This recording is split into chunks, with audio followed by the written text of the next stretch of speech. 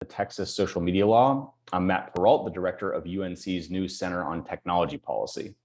Last week, the Fifth Circuit lifted the stay of HB20 in a 2-1 decision, allowing the law to go into effect. The law would limit social media platforms' ability to moderate online content. Today, we've gathered an expert group to provide more context on where the case stands and where it might be going.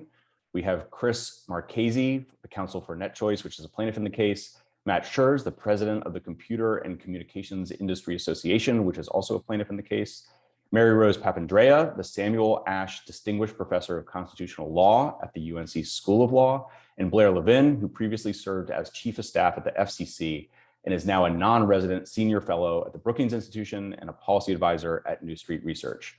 We'll take about 20 to 25 minutes to work through the topics that we identified in the invitation, and then we'll take a few minutes of questions.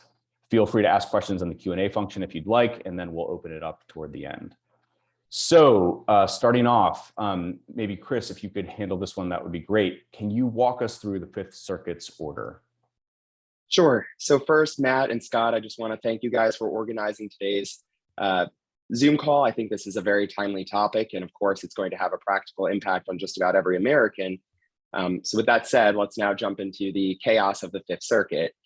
So last week, the Fifth Circuit issued a 2-1 decision lifting the injunction. Interestingly, the order had no explanation whatsoever. There was no opinion attached to the order, and we are kind of left to guess what the judges must have been thinking. So when the Fifth Circuit issued that order last week, we were in a position where we obviously had to appeal, but there was no opinion to appeal. And so for that reason, we decided to go straight to the Supreme Court as opposed to asking the en banc court to rehear the case. Because again, without a written opinion, it is difficult to appeal, and that's why we ultimately ended up going to the Supreme Court. But it's important to note that the Fifth Circuit did not rule on the merits and did not actually issue anything other than an order lifting the injunction. So Matt, can you tell us a little bit more about the procedural options that are available to you? You and NetChoice are plaintiffs in the case. What are the options for the appeal, and can you give us a little bit of an overview of the application for an emergency stay that you filed on Friday? Yeah, certainly. And let me echo Chris's thanks for pulling today's event together. So at this point, for any plaintiff or group of plaintiffs in our posture, there's a handful of options. One obviously is what we have done, which is seeking emergency relief from the Supreme Court. This is really with respect to the interim relief that we've sought. Recall that we got a federal district court to say unquestionably that this violates the First Amendment and enjoined the operation of the law pending final resolution. And so our first and most direct approach here, or option, is for the Supreme Court to preserve the status quo to ensure that things remain as they were while this case is being heard. The next alternative is to seek what we call en banc rehearing, which is all of the appellate judges here, which is about around 20 or so federal appellate judges in the Fifth Circuit, which is the region where Texas is in the United States, would rehear the case. And both procedurally and substantively, that's not necessarily the most direct path forward. Hence our choice here to go to the Supreme Court, where there's a clear established path for providing emergency relief from a very unorthodox order such as we've received. And what what I was going to say, just to finish, the only other alternative there is really to do nothing, allow this law to go into force, and then go back to federal courts and litigate, or even Texas state courts, every time some extremist says, hey, my extreme content is a viewpoint and you are compelled under Texas law to put this back up. And that's obviously not really an option at all. That's just not something that any service or its users want. Mm-hmm. So you said that you could let the Texas law come into effect. As of today, is the law in effect? It is, yes. As of today, the law is in effect, and individual Texans under the statute, as well as the Texas Attorney General, could bring actions against any of the regulated digital services and say, you've discriminated against my viewpoint, whether that viewpoint is a Nazi viewpoint, some other extremist viewpoint, foreign propaganda, medical disinformation, advocacy for self-harm, or animal cruelty. I mean, the host of problematic content that the state of Texas could force on digital services here is extensive. So, Chris, if the law is in effect today and you've got an appeals process in motion, how do you see the timing unfolding? Like, when would you expect to get a decision from Justice Alito? And then is it possible that we just see a decision on the merits at some point before then, or if not, how long after? Sure. So just for background for viewers, our emergency application was addressed to Justice Alito because he is in charge of the Fifth Circuit. So if you're asking for emergency actions from the Fifth Circuit, it goes to Justice Alito. We expect that Justice Alito will review all of the filings and most likely write a memo to the rest of the conference outlining the arguments. And under normal procedure, we could potentially see the justices vote this Friday up or down to lift or to grant our application and lift the or reinstate the injunction. Alternatively, the court could take its time and perhaps not release an order until next week. But I believe that historical practice is that in cases like this, where the case law is clear and the harm is clear, that decisions come relatively soon. Whether we will see any written opinion from the justices is hard to tell. In the past, it seems to be driven mostly by the individual concerns of the justices and what they wish to convey about individual orders. So I don't really know that we can predict that they'll write anything, but it's certainly a possibility. And then what do you expect on the merit side? So is it possible, this is now going back to the district court on the merits, right? What would we expect in terms of timing, in terms of when we might see a decision? Oh, sure. So I think probably throughout the summer, early fall, depending on when the case actually gets transferred back to the district court, and depending on what the district court's calendar looks like. But given the fact that the judge has already done fact finding, we've already finished discovery, and has already issued a lengthy and well-written and well-reasoned opinion, I don't think that there are too many matters left for the district court to consider. Mm-hmm. So, Mary Rose, if we can turn to you, given your expertise in First Amendment law, how do you think courts are likely to resolve this issue? Great. And again, Matt, thank you so much for having me, and I'm excited for your center. Okay, so there are legal scholars arguing both sides of this issue, so I just want to say that up front. And the case does present some unresolved and novel questions. Nevertheless, it's likely, based on current First Amendment doctrine, that the Texas law is unconstitutional. I would add that, notwithstanding that we have a clear conservative majority on the current Supreme Court, and that there are possible sympathies that some individual justices might have with Texas's concerns about alleged viewpoint discrimination on social media platforms, I would also expect this court to hold that the Texas law violates the First Amendment. And I'll start with something that notably is not being argued by Texas. And that is, Texas is not arguing that social media companies should be treated as state actors. And this is good, because they're not. And that would be a clear loser of an argument if they try to make it. And just for everyone on the call, just to make sure you appreciate that the First Amendment constrains only government actors, and it does not constrain private actors. In fact, the First Amendment provides protections to private actors and that come into play here and render this law unconstitutional. Okay, so, and in fact, the Supreme Court has recently made this argument, it has rejected the argument that a private entity should be treated as a state actor. And they use a test that says that you would be treated as a state actor only if you're performing a function that has traditionally and exclusively been performed by the government. And the court said as recently as 2019 that providing some forum for speech is not an activity that only government entities have traditionally performed. So what are they arguing? Well, they're arguing that instead that the social media companies are common carriers. And I think that's going to be another one of your questions. So I'll put that to one side for a minute. if they're not common carriers, and I don't think they are, there are so many First Amendment problems with the Texas law. First, newspapers, magazines, and other publishers cannot be required to carry content. The Supreme Court has recognized that publishers have First Amendment editorial rights to choose the content they carry, and that any must carry requirements on them are subject to strict scrutiny. I'll also add that must carry requirements are also in conflict with the court's precedent about compelled speech.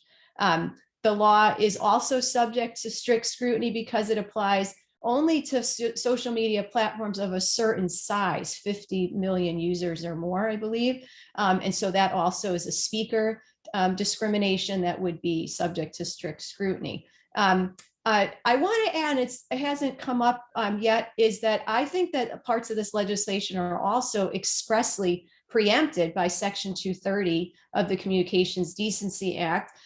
This is not a First Amendment problem, it's a statutory problem. And just to remind everyone present that the Communications Decency Act was enacted precisely to give internet service providers like these platforms and others the freedom to engage in content moderation, to make them places where we want to engage in expressive activity. Because if they are not given protection, they will then be treated as publishers and subject to liability for every single thing that they post on their platforms. There are some First Amendment concerns as well about the transparency requirements to report about how the companies engage in content moderation, their algorithms and so forth. That those requirements have received a little less attention in recent days, but they likewise raise some First Amendment concerns, also unsettled issues.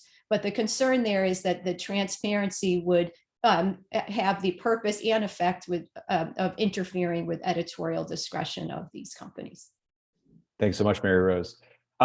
Mary Rose, set aside the common carrier issues. Blair, that's an area of expertise for you. You have deep expertise in telecom law. How does the common carrier model work in telecom, and is it a good fit for the tech sector? Oh, did you want me to talk about that one? I think that one was for Blair. Blair, I think you're on mute. I'm sorry. So we actually began 5 centuries ago when English common law required certain companies engaged in transporting goods and persons to offer that service on a non-discriminatory basis. That idea, which is called common carriage, traveled to the US. For example, in 1860, Congress funded the Transcontinental Telegraph for requiring messages to be, quote, impartially transmitted in order of their reception. Subsequently, US imposed common carriage principles on railroads, trucking companies, taxis, and telephone networks, among others. The issue heated up again about 3 decades ago. The commercial internet arose on the telephone network, which the FCC treated as a common carrier. And then cable, whose historic video business was not subject to such rules, started transmitting data.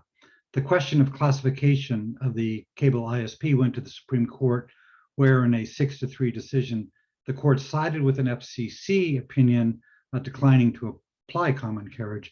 And Justices Scalia, Souter, and Ginsburg, a rather interesting threesome, dissented, with Scalia describing the critical distinction between an information service that involves the capability of getting, processing, and manipulating information, while common carriage, by contrast, involved no change in the form or content of the information as sent and received. 2 decades later, we're still arguing about whether to apply common carriage to ISPs who have attributes traditionally associated with those requirements. And now into that debate steps Texas, which, ignoring 5 centuries of common carriage jurisprudence, declares certain media platforms common carriers on the grounds of dominance, which actually has never been a factor in being a common carrier. Scalia's argument boiled down to, if it walks like a duck and talks like a duck, it's a duck. The Texas law boils down to, if it walks like a dog and talks like a dog, but we call it a duck, it's a duck. Now, you may inquire, why is Verizon carrying voice different than Google providing email or YouTube videos or Twitter providing tweets? And then you should ask yourself, what happens if you try reading your emails and tweets and watching a YouTube video without an ISP? Nothing happens. Those things require transport. Again, note the Scalia distinction. Apply it to what Verizon does with voice traffic.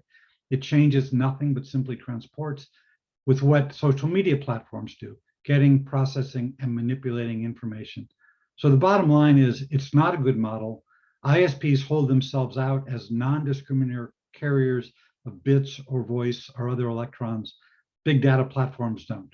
Their moderating content is a significant part of their value proposition. Thanks so much, Blair. Chris and Matt, turning back to you, I think one question people might have is, how does this find its way back to the Supreme Court potentially? And so obviously Justice Alito is reviewing the emergency application right now. If this goes back to a district court, do you see appeals down the road that end up landing this in front of the current Supreme Court? Chris, do you want to start? Great. Sure. So I think the answer is yes. I mean, because keep in mind, we also have a lawsuit against the state of Florida pending in the 11th Circuit that has many of the similar features of the HB20 bill in Texas. So I do think that at some point, one of our lawsuits is going to end up before the Supreme Court on the merits. In the Texas case, because this is moving a little bit quicker, I would imagine that we could get a ruling in our favor from the district court on the merits sometime, say this summer, early fall. The state of Texas would likely appeal it to the Fifth Circuit, or maybe they would call the legislature back into session to pass a new law that is slightly different. I'm not entirely sure about the mechanics of Texas politics, but it does seem that that is their go-to move, is to call a special session. But the point is, I do think that at some point we will see a net choice and CCIA case before the Supreme Court. Mary Rose, Matt, anything that you guys would like to add? No, I mean, I did want to add one thing to Blair's comment, just for everyone on the call. I mean, Justice Thomas has expressed some interest in labeling these platforms as common carriers, but it's not apparent that other people would share that view. But I just wanted to throw that out there. Also, there is something in the chat about Congress. I mean, I raised Section 230 as a big concern. I think that remains a big concern. There are many proposals to reform or revise or repeal Section 230, but they point in very different directions, and I'm not sure any of them will go forward, and certainly not necessarily in time to make any difference for this litigation that's progressing pretty rapidly. You know, it is worth noting that the CCIA net choice complaint does raise other deficiencies in both the Florida and Texas laws. The plaintiffs have taken issue with the fact that this is Texas or Florida attempting to regulate commerce in other states, which is a clear violation of the Constitution's Commerce Clause. And it does also, in both cases, note the inconsistency with Section 230. Those are somewhat more complex issues to resolve. They're not that their outcome is in question, but they are more fact dependent, and the ease with which those can be resolved is just not as crystallized as the First Amendment claim. And because Supreme Court jurisprudence is so clear on this matter, the plaintiffs here chose to get in hopes of getting the case resolved quickly at lowest expense and most expediently for the parties, chose to put the First Amendment claim in the foreground. Even if that is disposed of, I think there are, let's just assume it away for the sake of argument, I think there's perfectly legitimate reasons why we could see this law invalidated on Commerce Clause issues or because it's been preempted by congressional action. So while those issues are for a later day, it is worth noting that they are preserved by the plaintiffs in this litigation. And just to add on super quickly, we brought a facial challenge under the First Amendment. However, if we were to lose on those grounds, we could still bring an as-applied challenge. So Matt is like right on the ball there, pointing out that there are a ton of legal arguments still left for us to use in challenging HB20, as well as Florida's SB 7072. Great. So we'll open it up for Q&A in a minute. One additional question on company compliance. So I'm curious what you guys think about how social media platforms, companies operating in Texas might comply with the legislation. There's an interesting provision that seems to make it difficult for companies to treat Texans differently than people in other states, which I think creates complexities for companies. So this is just for the group. How do you guys see compliance playing out? Matt, do you want to? Yeah, I think, well, look, the fact of the matter is that much of this statute was not particularly well reasoned, and the compliance is in many cases nearly impossible. The statute says companies can't treat Texans any differently. It also says companies cannot exit the state of Texas, which is an astounding requirement that I'm not aware of any such precedent for it. To acknowledge that compliance is impossible and we're not going to do business in the jurisdiction, and then be told, sorry, that option's off the table is frankly ridiculous.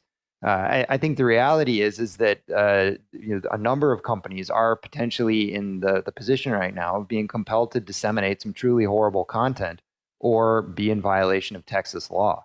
Now, it's difficult to speak specifically to the facts of every individual company that's regulated here. Some of them may have compliance mechanisms that they can deploy, but it's without question a very challenging environment, and I think different companies are going to approach it differently.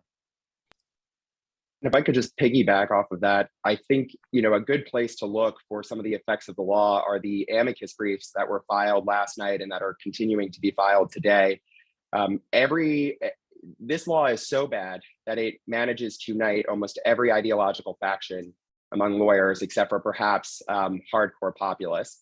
What I mean by that is, for example, Cato, which is a libertarian group, they filed on our behalf, pointing out that this law will render the internet rather useless, right? People do not want to be bombarded with truly awful content. That's coming from Cato, but at the same time, Chamber of Progress, which is a tech group, they wrote an amicus brief with the NAACP making very similar arguments. And so I think when you have Cato, the NAACP, Tech Freedom, Reporters for Democracy, the Center for Democracy, you end up having all these groups concerned about our lawsuit because they understand that the First Amendment implications here are far beyond just tech, right? I mean, this is more than just Google, YouTube, and Facebook. This is really about what can the government force private individuals and private businesses to do. And I think, if you want to see some of the compliance issues, looking at the briefs, especially Tech Freedoms, it goes into some of the horrific content that is covered by HB20. And so I think Matt is right. Compliance is going to be very difficult, which is why it's probably unlikely to happen. But if you want to see what compliance looks like, please check out the amicus briefs. Mary Rose, Blair, do either of you want to add on this? No, I love that Chris mentioned the Cato Institute brief, because it does offer a window into a more conservative, still conservative view of this law. And I know one of the briefs that they wrote may have been with the lower court proceeding to emphasize property rights, and that prohibiting content moderation would interfere with the rights of private property owners, which is typically something that conservatives hold near and dear to their hearts. So I thought that was worth mentioning. Thanks, Chris. Great. If anyone in attendance has a question, you can raise your hand and we can unmute you, or you can use the Q&A function. Similar laws have been introduced in many states. Chris, I think you alluded to Florida in your opening. Given what's happening in Texas, do you now think that more legislators will introduce laws that are similar to the ones in Florida and Texas? So I can say that states like Georgia considered laws that are almost identical to HB20. However, they did not pass those thus far, so fingers crossed. I think that some states are waiting to see what happens in our cases. I think that especially now that the Supreme Court is likely to weigh in, that some states are wondering whether they should avoid spending as much money defending unconstitutional laws as Texas and Florida now have. But I definitely think that we will see an uptick in legislative activity trying to regulate social media businesses. I just don't necessarily know that it will look as awful as HB20. That being said, you never know. So there's been a lot of attention on the Buffalo shooter video, obviously. How would social media platforms' ability to moderate that kind of content, how would that interact with the Texas law? Matt, do you have any thoughts on that? Yeah, so these issues were raised when the Texas law was being considered. Digital services have robust mechanisms for responding to violent crises and have built and deployed mechanisms to quickly remove content of this nature when it's created. And so in this particular case, the video that was being live streamed was removed in less than 2 minutes. And when it's been disseminated, it's on some of these offshore sites that don't meet industry best practice. And so a lot has been done, but the flexibility that companies have to respond to these crises would be taken away by this kind of statute, both in Texas and Florida. And so I think that just the recent tragedy underscores that this is not just about partisan point scoring, right? That there are life and death consequences to tying the industry's hands to respond to bad actors on the internet. And frankly, policymakers need to do some soul searching about whether legislating more white extremists into your social feed is worth some media hits. And I think the answer to that question is obviously no, that industry needs flexibility to respond to these crises as they're evolving instantaneously, and not have some bureaucrats second guessing whether or not content was too extreme to be shared on their platform. Mm-hmm.